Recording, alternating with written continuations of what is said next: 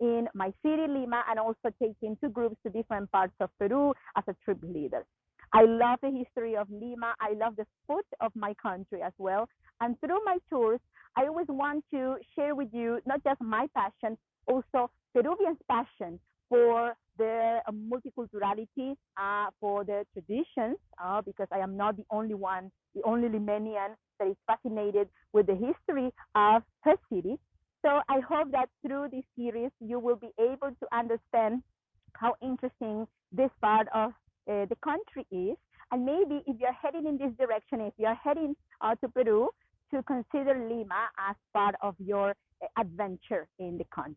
If you would like to support this tour, as you know, these tours are all tip supported only, so they are free to watch. I will just activate here a button to help you out to know where you can donate something to continue also, for, in my case, bringing these activities and these tours for free to all people around the world, in particular you all wonderful voyagers. Also, if you would like to support this channel in particular, you can adopt this channel in Lima, becoming an sponsor.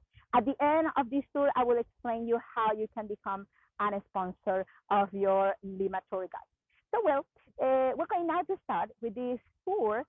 Remember, we're going to be seeing today the French part of Lima. And to understand why Lima, the capital of Peru, had this interest in turning a little bit French, well, I have to put you in context as well. So I hope you are ready to start this event. Thanks a lot for joining. And remember, all your questions are welcome. Don't be shy with your questions. I love interaction.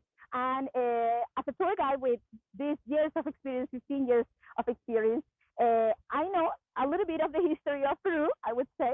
But sometimes I don't have all the answers. So if you have also the chance of helping me with an answer, something probably I don't know, you can also comment. Don't be shy, please. We are here to get to know each other and learn from each other, okay? So, well, hola, Gabriel, thanks for coming. So let's start with this tour. Okay, so today we are going to visit the section of Lima who was made or designed to look French. But why Lima was going in this direction, like trying to emulate a country that was so far away? We were not a French colony. We were not even, directly influenced by France during the colonial period.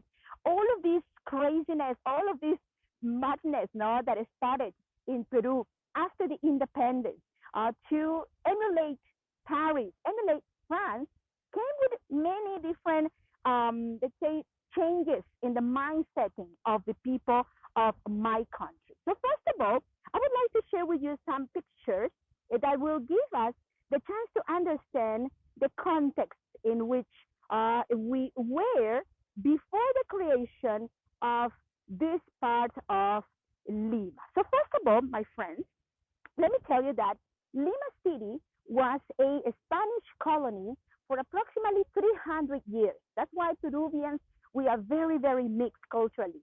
We are Incas or descendants of the Incas. We are also descendants of the Spaniards.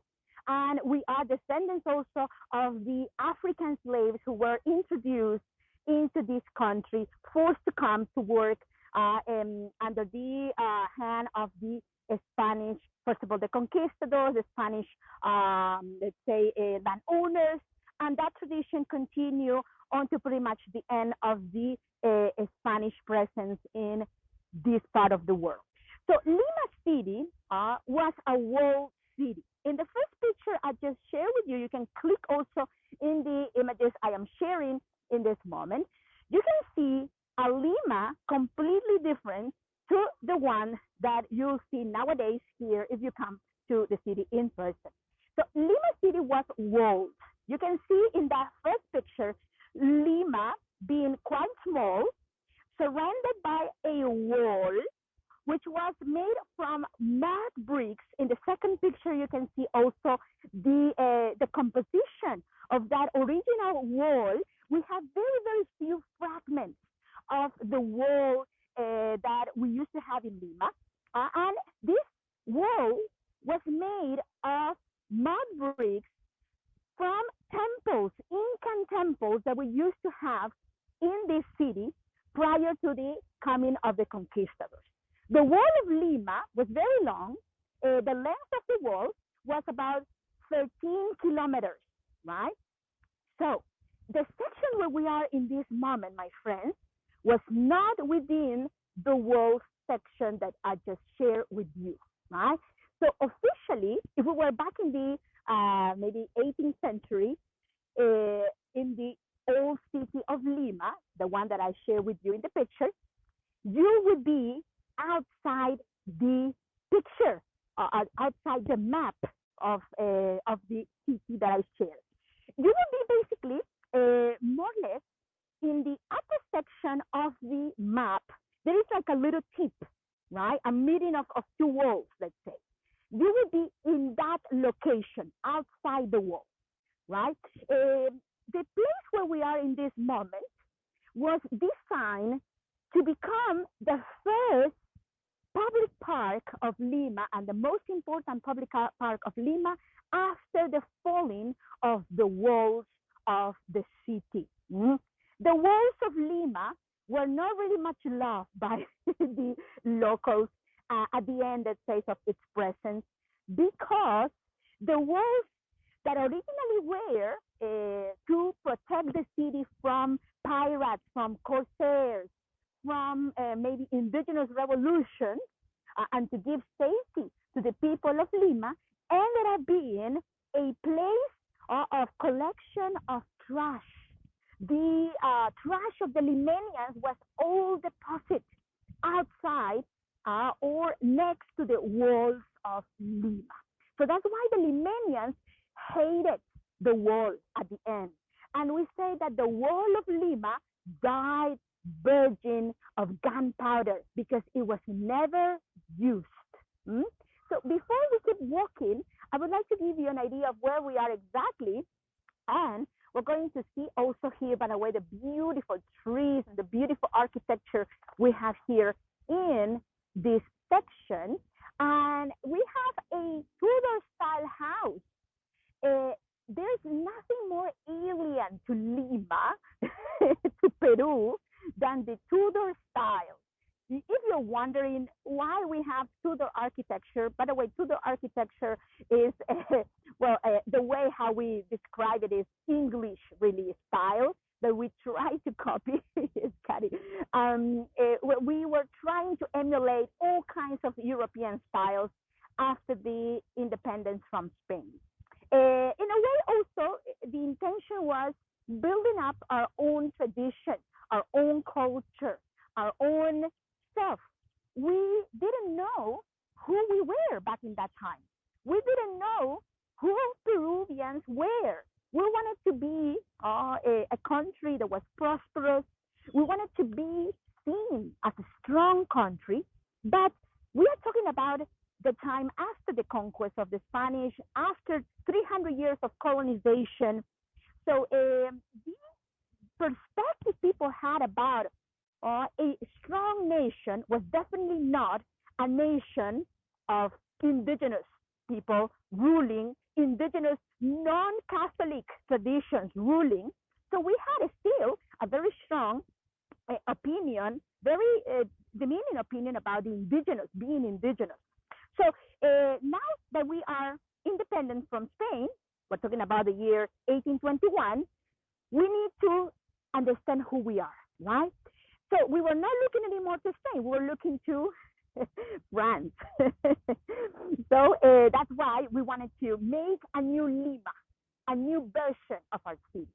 I'm going to make a little stop here about the story of the creation of this beautiful park where we are. To tell you a bit of the name first of the park. It's a really big park. The name of this place is Parque de la Exposición in Spanish, or Exposition Park in English. There was a very, very important international expo that took place in this park in the year 1872. And here we have a very special fountain. This fountain is called the Fuente China, the Chinese fountain. It was a gift, a present from the Chinese community that back in the time when it was inaugurated for the celebrations of the bicentennial of the independence of Peru. So the Chinese community immigrated to Peru around the year 1849. It started the immigration until the year 1870 when it started to decline. And there was a lot of, there were a lot of scandals connected also with the Chinese immigration, the work of the coolies here in Peru, because they were terribly treated. They were treated as slaves. Back in that time, we were just coming out the mindset of the African slavery that we absorbed because we were a Spanish colony, later a Spanish viceroyalty. So the way how the haciendas were built, the plantation fields were built was with the work, the labor, the forced labor of African slaves, many from Angola. So the Chinese came to replace the slaves, although in the period they came, we abolished slavery. But even though many of those Chinese descendants were able to make prosperous lives here, and the ones who were prosperous enough to give us a present, to say thanks for the opportunities that they were given here, even though many of those opportunities were not really that merrily given to them, they wanted to say thanks to the nation that received them. They gave us this present for the celebration of the centennial, of the independence. So we are talking about the year 1821. 1921 was the centennial when this beautiful fountain was made, which is the representation also of two rivers, the Yellow River and the Amazon River, right? So it connects us, it makes us, brings us together also as ancient cultures as well, right?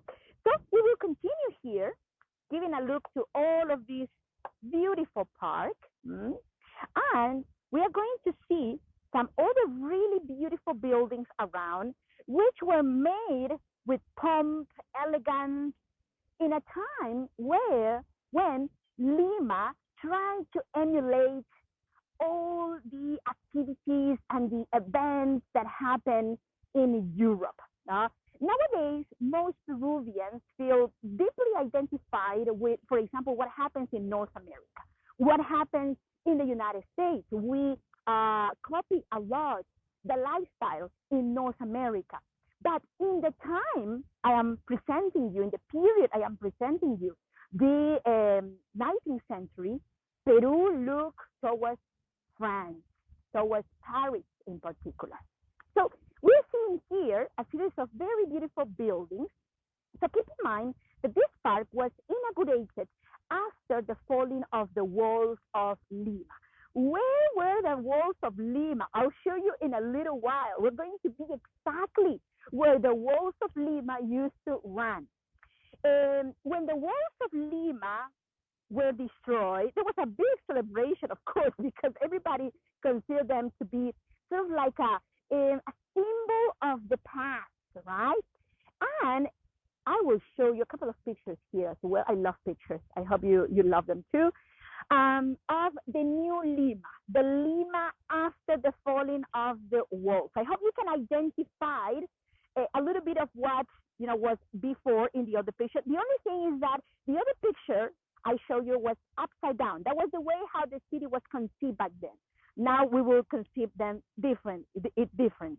So the location of the second picture, there is an oval that I have highlighted it. Right? So we are very close to that oval. The avenue that is cutting this park section in two is the avenue that is right in front here, right? So this is very important for you to notice where we are in this moment. This building you're seeing in front was the most important building we had within the park of the Exposition. Remember that we have here a park that was designed and inaugurated with the intention of being a place for exhibiting all the wonderful things, advances that we were doing in Peru. And Peru, by the way, was not just a very prosperous land back then in terms of money, because we had the money from a product that we were exporting. We were the unique country in Latin America, the only one that was exporting this product. We put a very, very high price on it. We sold it to Europe, to North America, and nobody could compete with it. Hola, Bernhard. Hola, amigo. So this product is the guano. Muy bien, Cari. Thank you. Thank you. I love my students here. I always having the answer to every question. Hola, Bernhard. Hola, hola. So guano, yes, poop from the birds. So look what the poop can pay. It pays for beautiful, lavish architecture. This is nowadays the Art Museum of Lima. It is very interesting, right, Cari, friends, that sometimes, we consider a product, being not really important, and years after, pass the years, and it becomes, gold dust. Like, for example, quinoa. Nowadays, quinoa is highly, highly appreciated in the world. And a couple of decades ago, it was considered the food of the poor, right? So it's really amazing. So this is nowadays the Art Museum of Lima. It was also part of the architecture within this park. It was, I think, the most important building in the park, because this was the section where the most important, like tools, let's say discoveries made in Peru back in that time were exhibited. So this was the Palace of the Exposition. And we have over here also, well, a little bit of what is surrounding us. The park used to be way bigger. Even where nowadays we have those buildings in that section that are much more modern, we used to have more park. We have also here a beautiful, we call it Byzantine Pergola. So this used to be also another section for exhibitions, for the exposition, and so on. So I have another picture to share, where I'm going to also to check the comment of Cari. I'm going to look for this picture, which is really interesting. Okay, I think this one you will like. So what I'm sharing here is a picture of how the site, the park, used to look like when it was inaugurated. So when it was inaugurated, it was, of course, way bigger than what you are seeing nowadays. It has been cut, the park, in two, first of all, and also there are sections that have been terminated from it because of the creation of other, let's say, houses, for example, houses next to the park. So there are a couple of things that are very interesting if you click on the map that I shared. First of all, you can see that in the sort of like in the center of this map, it is the Palace of the Exposition. So it's this building over here, right? The Palace of the Exposition, which, by the way, amigos, if you come to Lima, come to this museum. It has a beautiful art collection. It is not just pre-Hispanic art or colonial art. It is all. It has a collection from the pre-Hispanic cultures. It has also colonial art, modern art. It has also contemporary art. It is really complete, really complete. So in the map that I shared, you can see the Exposition Park, and you can see that within the park, it is the area that is now outside the park, across, right? So that's sort of like 4 blocks, like a square in front. I hope you are able to follow a little bit of my indications. So that section is in that section in front, which is now outside the park, okay? So you can see that it used to have lagoons. It also had a zoo. We had a zoo. Can you imagine that? I think I have a picture of the zoo, which will be really nice to share. This picture you would like, I think. So the entrance to the zoo section, which is also in the map described, Used to have decorations of lions and tigers. We had different animals from all over the world. So it was a time of prosperity in Peru. We had the guano, we had the architecture that was flourishing, rich people living around, living their best lives. You know, it felt like it will never end, but it did. It did. The guano was not forever, right? The guano couldn't be just harvested the way it was and always appear like it appeared, because it was an accumulation of hundreds of years of guano not picked up. But when you overuse it, there's a moment when there's no more of it, right? So another thing very important, hola, Ronnie. So another thing very important is the fact that there was a war that was really, really bad. The war that I am about to talk about briefly is a war that involves Chile and Peru. It is known as the War of the Pacific.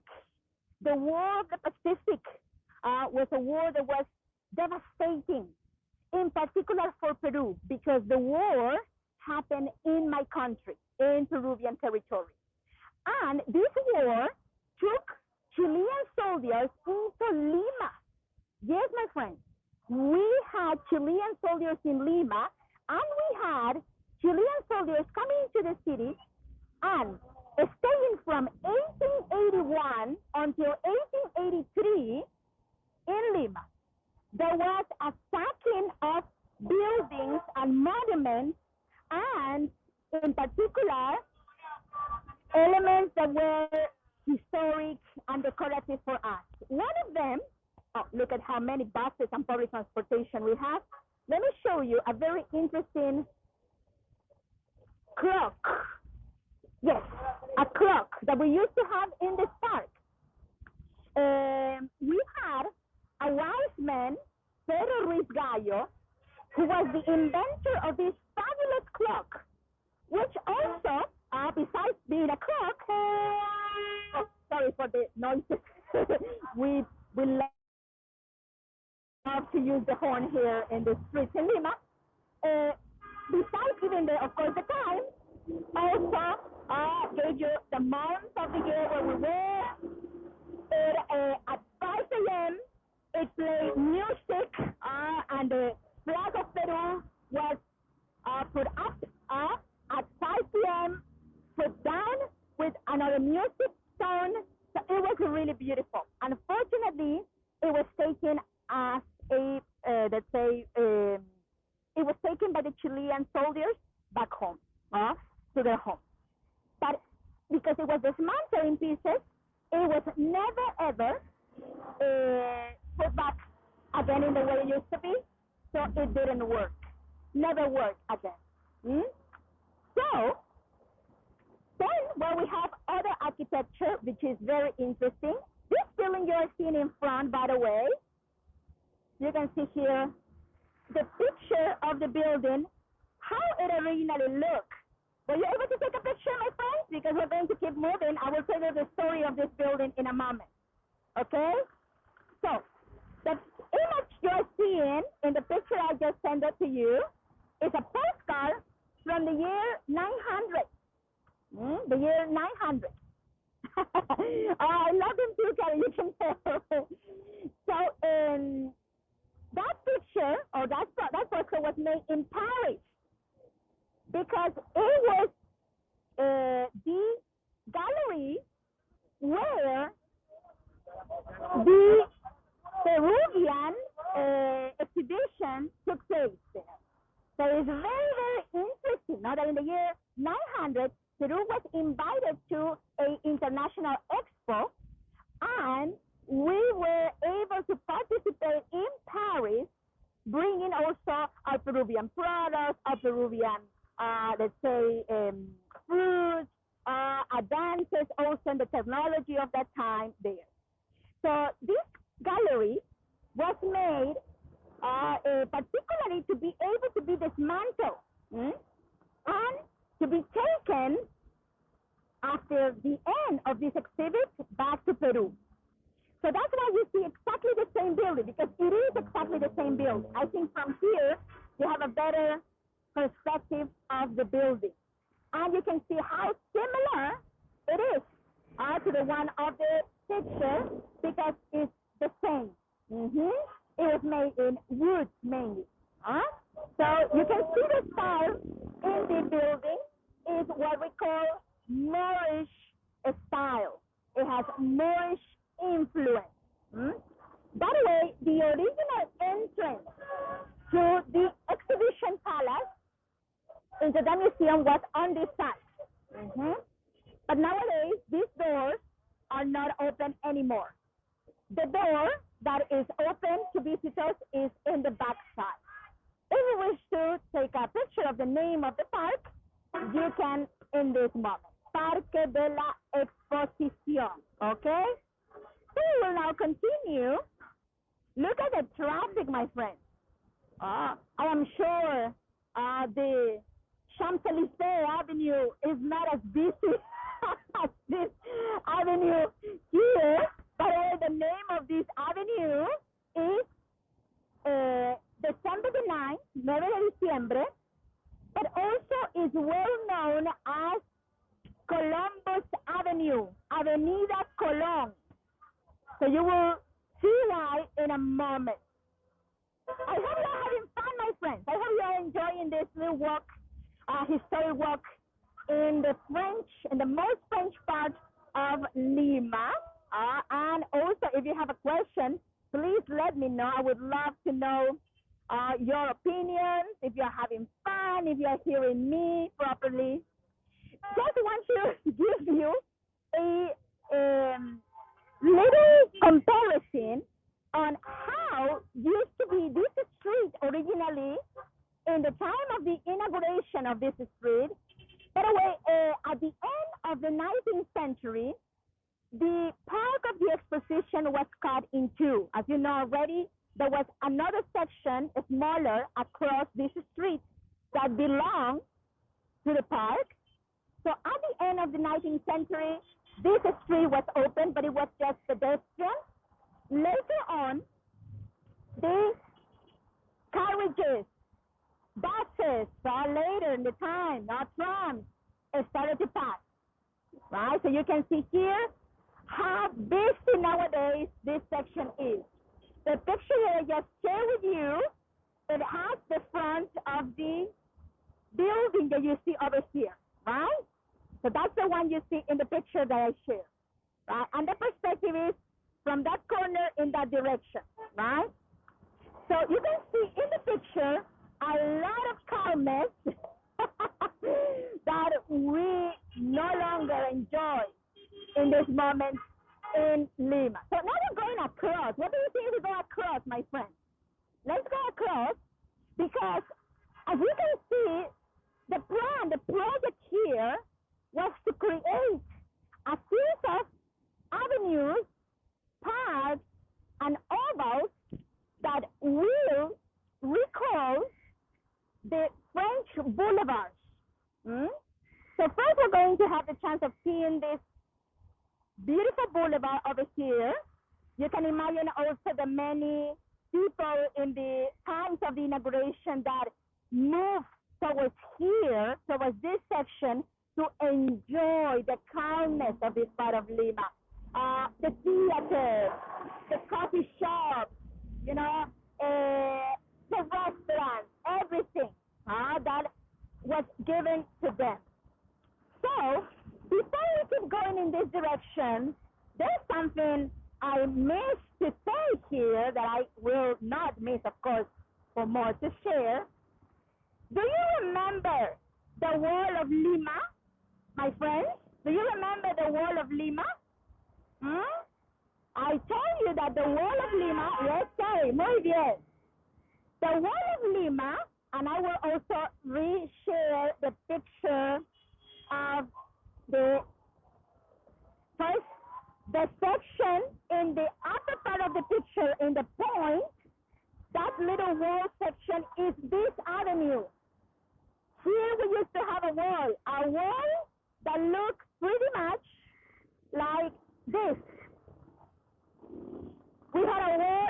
this intersection. So when the wall was destroyed in the year 1871, in this part it was destroyed in 1871, this section was empty, right? Empty. So all the rich people of Lima, the ones who live very close to the main square of Lima, because maybe you remember, I don't know if you've been in one of my tours in the Historic Center, but maybe from other readings you had, that close to the main square, there used to be always the richest people, right? Close to the main square, always the richest people, the most important churches, monasteries were in the main square area. So the rich people were quite distant from here, right? But once the wall fell, was destroyed, this land was empty. So it was made, well, they created this concept to make this part look French, right? Now we are at the end almost of the 19th century. So we think we have really beautiful houses. Look at, for example, this one here. There used to be 4 houses exactly the same in this section, right? They are now gone. They were turned into a parking lot, for example, here. Another one very similar next to this one, destroyed. So the only one we have is this one standing from that period, from the early 20th century, right? There are also many more beautiful ones. Before I show you more of them, yes, sorry. Oh, you have to see the ones that are coming. You will love them. You will love them. We have to explain why this street is called Paseo Colón, or Colón Boulevard, Colón Avenue. Here you can see the famous discoverer of the Americas, Christopher Columbus. Well, he believes he was in the Indies, right? But he came to a new world, a new continent.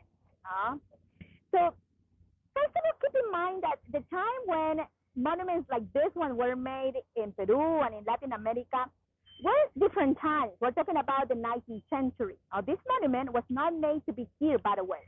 It was originally made to be in a different location of Lima. This monument has been moved in different parts in Lima, and it was inaugurated in the year 1860.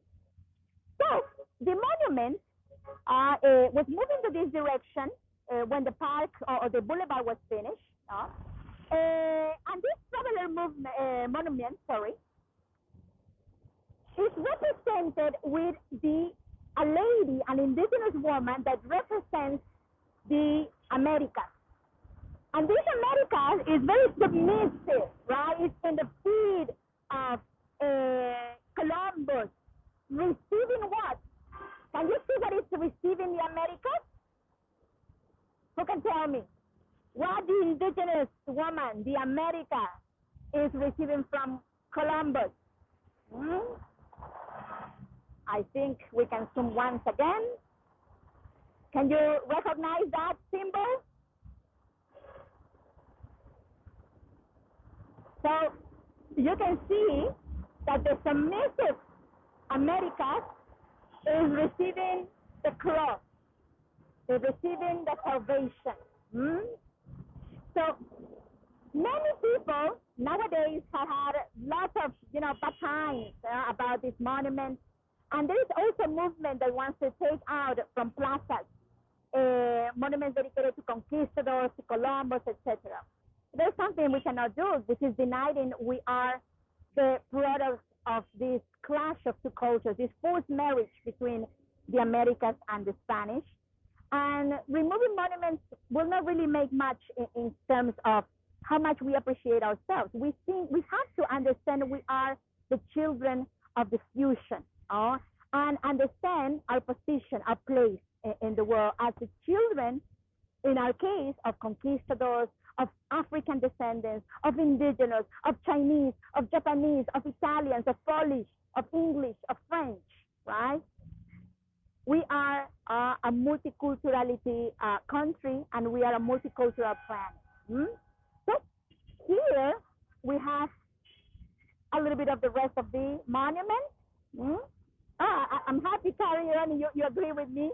Of course, I know and I understand not everybody will agree with my opinion, but I think that when you feel rejection for part of your culture or history, also it can be very negative for the way how you see your own self too. So the answer is not removing, for example, the monument. Is understanding, is reading, is appreciating who you are too. So this architecture you are seeing here, the series of monuments, buildings, houses, which were the ones who were inhabited by these many rich families that live in this part of the city. We're going to get to see some really excellent examples of architecture of families that belong to families that were landowners, that had hacienda houses, sugarcane plantations, cotton plantations, made money from the guano, etc. Right? Oh, I agree with disagree, Bernhard, amigo. I love your comment. Bernhard said, I don't agree. It was not Columbus giving the cross. Oh, yes, of course. It was not Columbus giving the cross. Well, in the case of Peru, we had the different religious orders, right? The conquistadors came with a cross in one hand and a sword in the other, we say. And it was a forced intention of salvation. The idea was saving the souls of the indigenous, but the indigenous had no idea what soul they had to save. They didn't really even get what was sin. The idea of sin was complicated for them to understand. I will be doing also a series about the clash of the Spanish and the indigenous, the culture of both, which I really hope you can join. It's going to be probably from home, and we're going to have a lot of fun also understanding who Peruvians are, and what is this product of two cultures that nowadays we live in, right? So, he was just the adventurers, the conquistadors just follow, and they changed the life. Yes, it is true, Bernhard. It is right. It is right, and also Christopher Columbus is a really interesting figure who probably has there's more mysteries around him than things and facts we know, right? So, we're going now to continue. Gracias, Bernhard. Always really a pleasure to be with you all, and hearing your comments. Please don't be shy in sharing your comments, opinions. I love to read you. This house is called the Casa Sally Rosas. Look at this house. I remember also some time ago, I had a tour dedicated to architecture in Lima. I remember my friend Bernhard was there also from home. And I said, one day I'll take you to see these beautiful houses. We have here the Casa Sally Rosas, which is the best example of the eclecticism in Lima. The fusion of different styles that we have here is fabulous. We can even see Gothic influence. We can see French influence. We can see the Art Nouveau, right? What a fusion of styles. I really love to see how fabulous the taste of the people in the old days used to be. We will continue also. So all of these architectures you are seeing here, for example, Casa Sally Rosas was from 1910. And we're going to see another house that I really like a lot, besides all of the fabulous ones we see here, which have been converted into offices for political parties. Unfortunately, many of these houses are no longer homes. So they have been, in many cases, abandoned for many years. Houses that used to belong to baroons of the rubber, for example. We had also been exploited in the beginnings of the 20th century, lots of rubber in Peru. And also, I think we're going to be dedicating a controversial, event to the indigenous of the jungle, people from the Amazonian section, which also were terribly affected by the exploitation of the rubber. But anyways, many people made a lot of money, fortune, from that exploitation. So this money was invested in this architecture you see over here. So this is an early period in the history of Peru. The house you're seeing in the distance is the Casa Alania or Quinta Alania. So, as I said before, most of these buildings now are occupied by political parties. So, the owners are not living anymore here. They are, in most of the cases, out of the country. They live from renting the houses that have not been squatted, because we have also lots of homes that were squatted in the 1970s, time when most of the rich people of Lima left Peru. We had the time of the terrorism back then also. It was a terrible time in our history. So the houses were abandoned. Unfortunately, many of these houses were not treated properly and even collapsed. Or because they were not properly protected, were just destroyed to build these modern constructions over here with no protection. And they were, trust me, beautiful houses. Anyway, my friends, thanks so much for your tip support. It really encourages me a lot to keep doing these events and to share with you, lots more of the history of Peru. Thanks a lot. You are my #1 helpers. Muchas gracias. So this is the Quinta Alania. Quinta Alania still is partially a home, so it's really very encouraging. Seeing still some neighbors in this zone. Gracias, Norbert. Gracias, Norbert, for your support. Gracias, Grace. Also, I think you, Grace, thank you. Thanks for your support.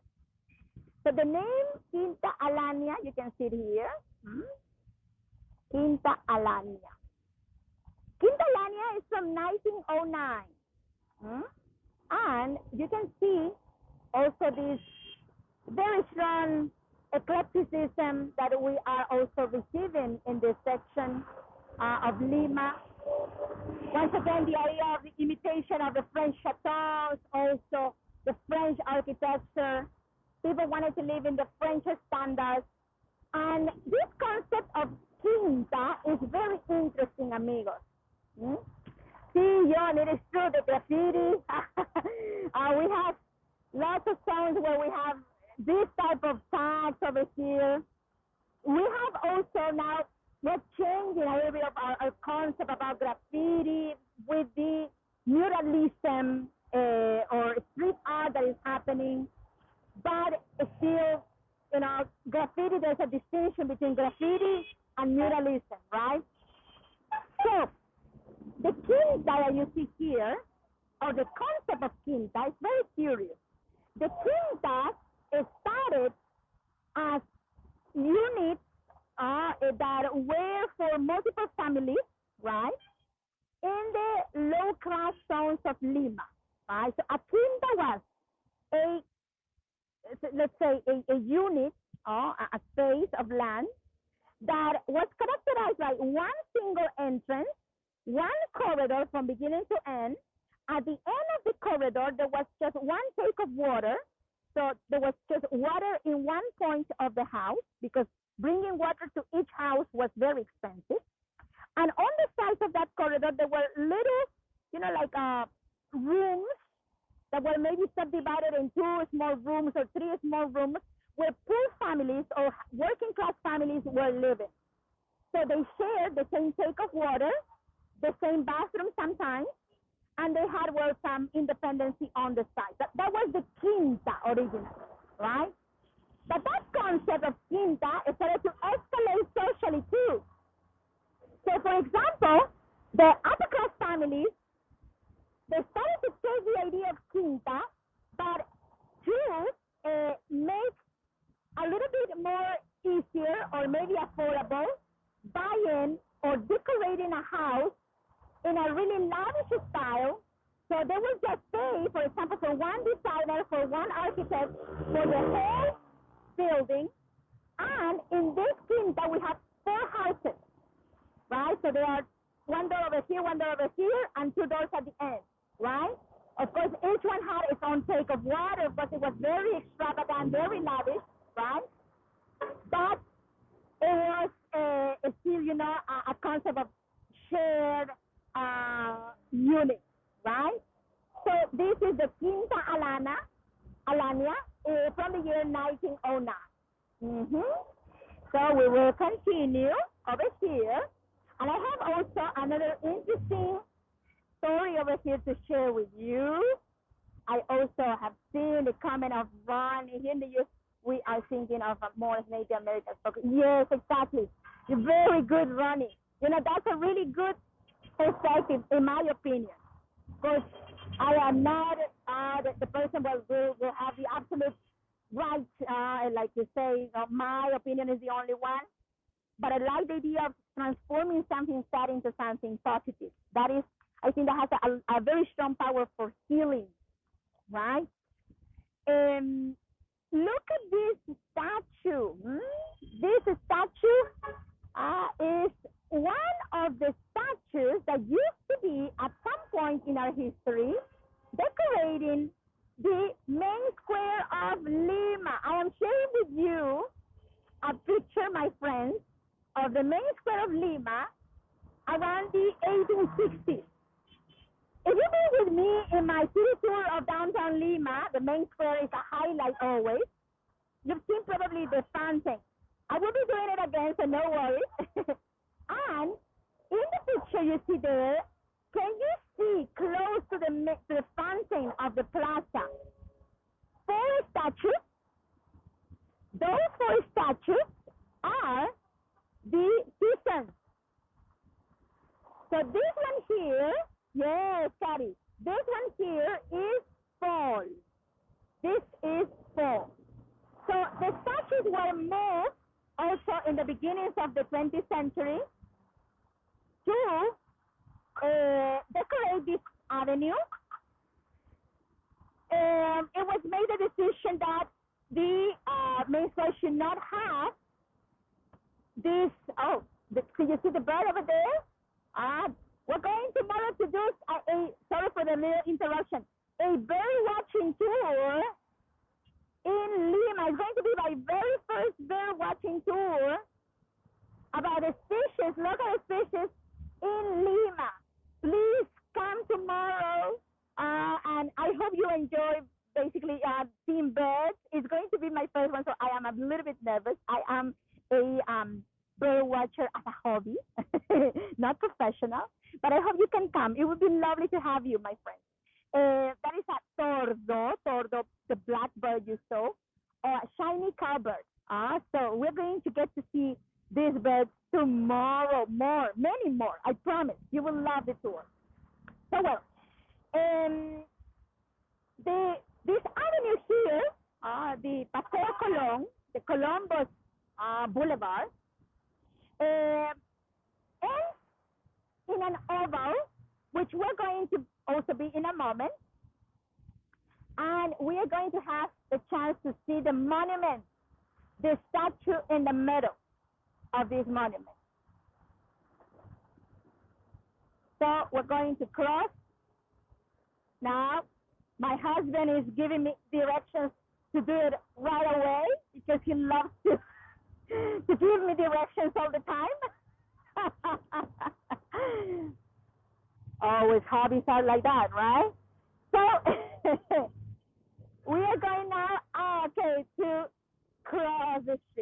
look where we have come from.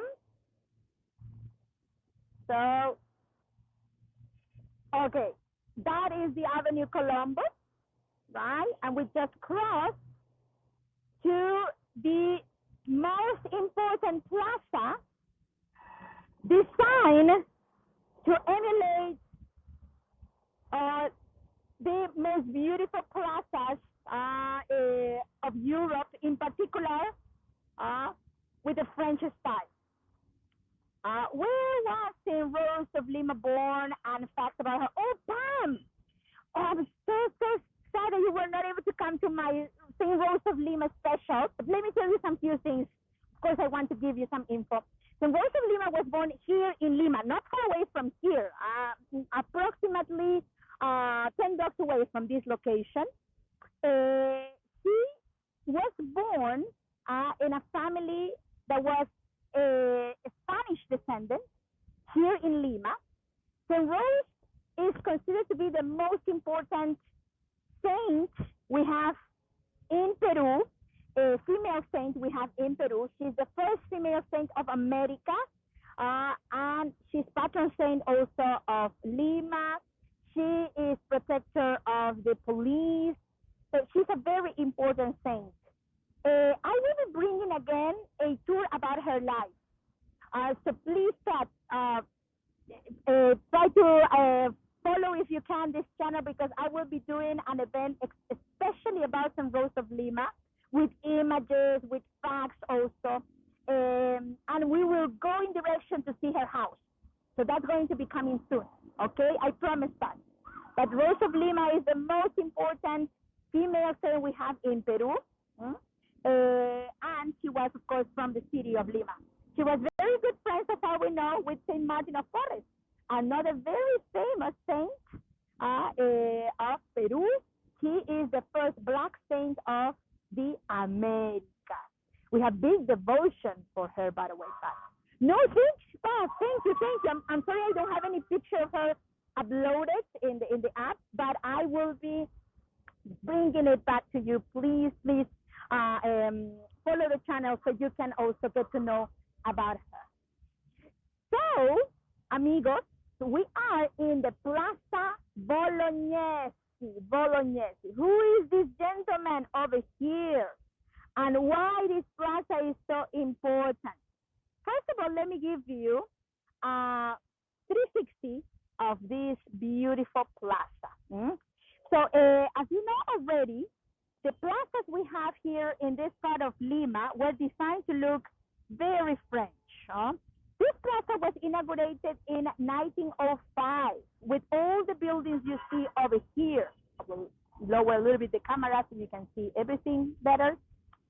So, and the monument of this hero, this is one of the heroes of Peru who fought during the War of the Pacific. Do you remember the War of the Pacific, my friends? No, the war Peru-Chile, right? So, this gentleman went through the war, defended Peru, but unfortunately died in the year 1880. No? So it was pretty much the beginning of the war. The war didn't end until 1883. So really sad time of the history of Peru. But many heroes were born back then. So first of all, I would like to give you some pictures also. You know, I love pictures. So let me share. This one here is an A picture of this plaza. Look at the idea, right? We are seeing here the radial, you know, like avenues that are irradiating from an oval, right? So the ovals, these runabouts, and this design was not Peruvian, originally Peruvian. After the square checkerboard design, the Spaniards sort of like implemented or created here after the conquest, and the idea of a main square, of course, in the center of the city. We copied this other idea, no, of the runabouts and the boulevards coming from those runabouts. And there is also another interesting thing over here. Let me share now this other picture. Okay, that picture shows the monument of the hero Francisco Bolognesi. Okay? So, is it the same image that we have up here in the monument? Who can tell me? Is this the same image? Of course not at all. Muy bien, Cari. Yes. Position completely different. We see the flag, for example. The flag of Peru is sort of like more like close to the chest of the hero. The hero in the image I just shared is sort of like falling. He's dying. Yes, exactly, Kari. He's dying. He's not leaving his gun. His gun is on in one hand, but he is wounded and he's dying. And he's holding the flag of Peru, and until his last breath, he's taking care of this flag. This monument was made by a man, Spanish man, that's named Querol, who was invited to make this monument. There was really a contest to many artists presented some ideas for the monument of the hero, and finally, Mr. Querol, he won, right? But when the monument was inaugurated, yes, Carrie, artist impressions. Yes, of course, everything is about impressions, right? Art is about impressions. And art can make you feel one thing, and maybe to another person, make you feel something exactly different, right? It's perspective. So, well, that's the magic of art, right? So, when this monument was inaugurated in 1905, there were lots of mixed impressions. You can imagine, because people, some of them felt, the heroism of the hero, who is being said by the people who survived that fight when he died, the Battle of Arica, that he, previous to the war, when the Chilean general came to him and his generals, also Peruvian generals, there was a big disadvantage on the Peruvian side. They knew they will lose. They will lose the war. So the general from Chilean side said, General Bolognesi, you will not be able to win this war, so please surrender. Surrender, and you will be able to live with keeping your life. So, well, our hero said, we will fight until using the last courage, until using the last bullet. We will not leave this battlefield with life, right? So, what a heroic answer. He could keep his life. He had nothing to win. He would not win. But the person who was with him, an Argentinian military, who came to Peru and offered his help to the Peruvian military, because he believed the Peruvians had the right to keep the land that later Chile won. He survived the war. And when he was invited to the inauguration, you can imagine a very big party here with lots of important militaries, and the last surviving militaries who back in the year 1905 were invited to this event. So this General Roque Sáenz Peña was an Argentinian general. He was invited, and the monument was unveiled. He said, no possible. This is not my colonel. This is not Francisco Bolognesi. Francisco Bolognesi was not sad and falling, like this. He was a brave man, a courageous man. I don't recognize Bolognesi here. So, a lot of people doubted that this was a good impression captured in the art piece.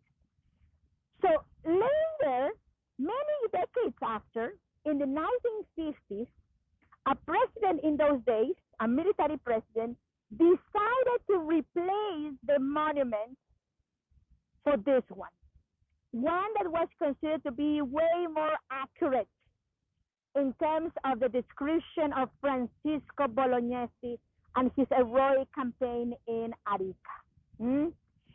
So, as you were able to see, every monument in Lima has a story to tell.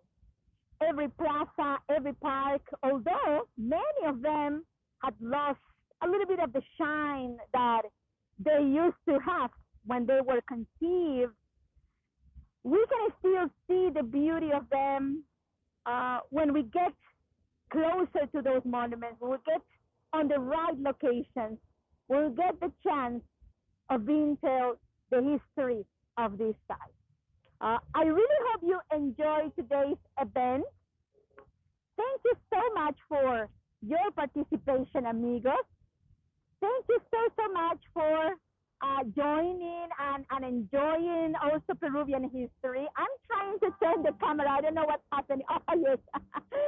And well, I really hope you will come back. If you wish to follow my channel and learn more about Peruvian history, Limanian history, the fascinating history of my city and my country, please follow my channel if you haven't yet.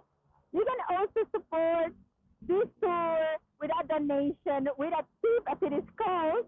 If you don't know how to, I will activate a button that will help you to know where you can donate. Any amount is highly appreciated. It helps me a lot to continue doing this event. You can also adopt this channel if you wish. You can adopt your Lima guide, supporting with a little fee every month. That is a little compromise with the channel, because the idea is that if you become a sponsor, you can always help me to create content.